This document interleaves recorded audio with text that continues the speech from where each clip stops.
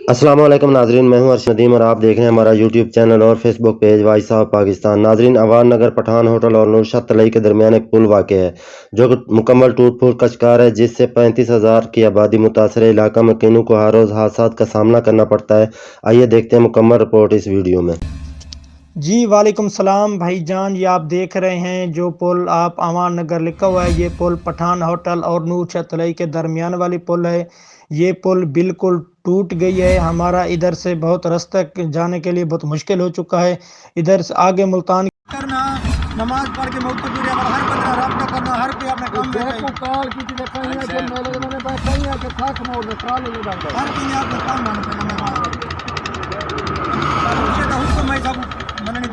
پٹھان کی طرف جائیں تو تقریباً 14 کلومیٹر سے پٹھان ہوٹل کا اڈا آتا ہے، وہ ہمیں کراس کرنے سے راستہ ملتا ہے ان نہر کو۔ اور ان کی طرف جائیں تو مغرب والی سائڈ پہ اگر جائیں تو نورشاہ تلئی، وہاں پل ملتی ہے جو ہم کراس کر کے جاتے ہیں۔ ہمارا گاؤں جو ہے ادھر جنوب کی طرف جو ہے تقریباً 20 تو 25 ہزار کی آبادی ہے جو اس راستے سے گزرنے سے متاثر ہے۔ پہلے تو ہمارا مطالبہ تھا یہ پل بالکل کلوز تھی، ہم کہتے تھے کہ یہ پل ہمیں چوڑی بنائی دی جائے، تو اب بالکل یہ پل بھی ٹوٹ چکی ہے۔ یہ دیکھ لیں، ان کے کنارے بھی ٹوٹ گئے ہیں، سڑک کے کنارے جو ہیں وہ بھی ٹوٹ گئے ہیں۔ بالکل بہت مشکل ہو گیا ہے راستہ، کیونکہ ادھر سے کوئی باری ٹریفک بھی نہیں جا سکتی، نہ ہی کوئی ٹریلی جا سکتی ہے، نہ ہی کوئی کار جا سکتی ہے، نہ ہی کوئی ایمبولینس جا سکتی ہے۔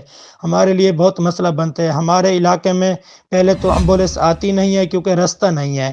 اگر کوئی مریض بن جائے تو ادھر سے موٹر سائیکل پہ لے کر ہم جاتے ہیں ہاسپٹل کوٹدو، تو ہمیں یہی راستہ لگتا ہے، ٹی پی لنک سے ہم کوٹدو جاتے ہیں۔ ہمیں راستہ کراس کرنے کا یہی ہے جو آپ دیکھ رہے ہیں، بالکل ٹوٹ پھوٹ کا شکار ہے۔ ہمارا بہت ہی مطالبہ ہے، سب سے زیادہ مسئلہ یہی پل کا بنا ہوا ہے جو آج سے تقریباً 50-60 سال پہلے کی یہ بنی ہوئی ہے، تقریباً انگریز کے دور میں۔